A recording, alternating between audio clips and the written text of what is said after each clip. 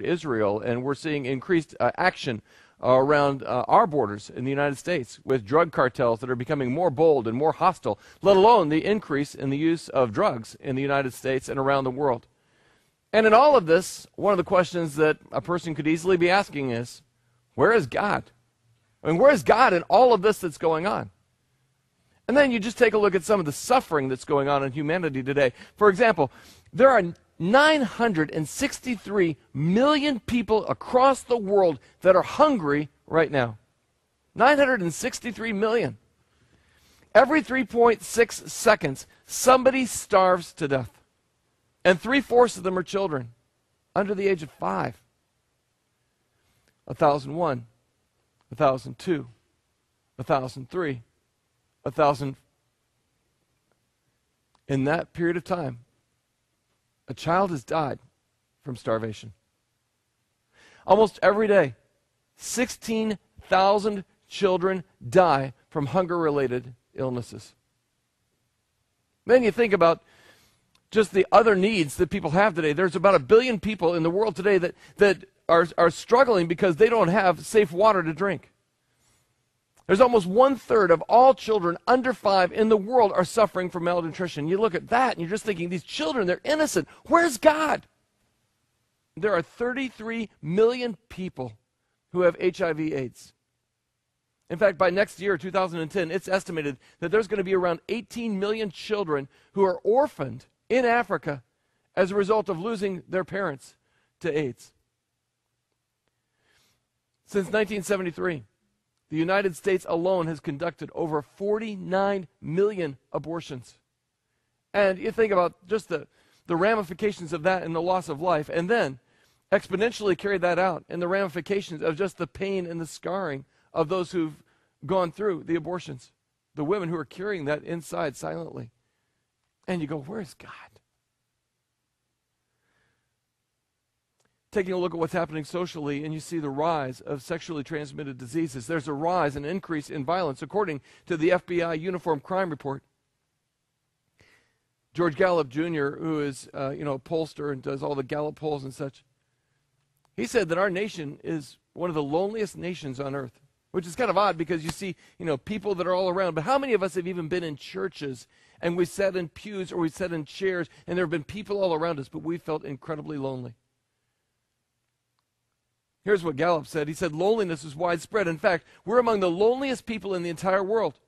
We discovered through a Gallup International study that as many as 1/3 of Americans admit to frequent periods of loneliness. You take a look at national disasters even around the world. I mean, there are earthquakes that are killing thousands of people.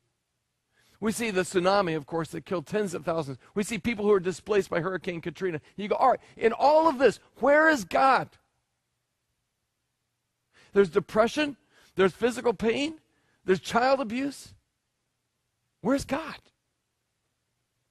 And there's a rise of people who aren't just asking, where is God? They're saying there is no God. I mean, they believe God is lost. He's absent without leave. He's not even around. Just before Easter, some of you may have remembered this Newsweek cover that said the decline and fall of Christian America. And in this, basically, the basic thesis was that the percentage of self-identified Christians in America has dropped by at least 10 points in the last 2 decades. So what's going on? What we're seeing is that increasingly people are sort of leaving the faith that they had been raised in, and they're claiming no faith. There's a movement amongst kids today who are calling themselves God-free. They're saying they don't have any attachment to any God at all. I'm God-free. There's a whole new movement taking place now that is called the New Atheism, where it's almost becoming hip. It's almost becoming in to say that one is an atheist. I just read an article that came out on March 29th, this last spring, where it came out in Britain, where it said that there are 100,000 people who have downloaded a form, and here's what it's called. It's called a certificate of debaptism. In other words, what they want to do, these 100,000 people plus, they want to renounce their baptism as infants, and then they want to choose atheism instead. Where's God? In the middle of all that's going on around us, where is God? It's not a new question. In fact, it's a question that's been asked a lot of times throughout the centuries. There's a guy who was a prophet, and he's mentioned in the Bible in the Old Testament. His name was Habakkuk. And Habakkuk was taking a look at the world around him, and he saw a world that was in incredible pain, incredible injustice, incredible hurt. And he's just like, God, where are you? I want to read for you just a portion of, if you have a Bible with you, I'd like to have you turn in your Bibles to Habakkuk chapter 1. And if you're like, where in the world is that? You're welcome to use your table of contents. I mean, that's legal, okay? So use your table of contents if you need to. Or if you find the book of Matthew, turn to the left, and you just go to the left, and you go back 5 books, and you'll come to Habakkuk. And all I want to do is take a look at the first 4 verses in this book, so you just get a little feel for what he's crying out about. All right, so I'm going to give you just a moment to find it.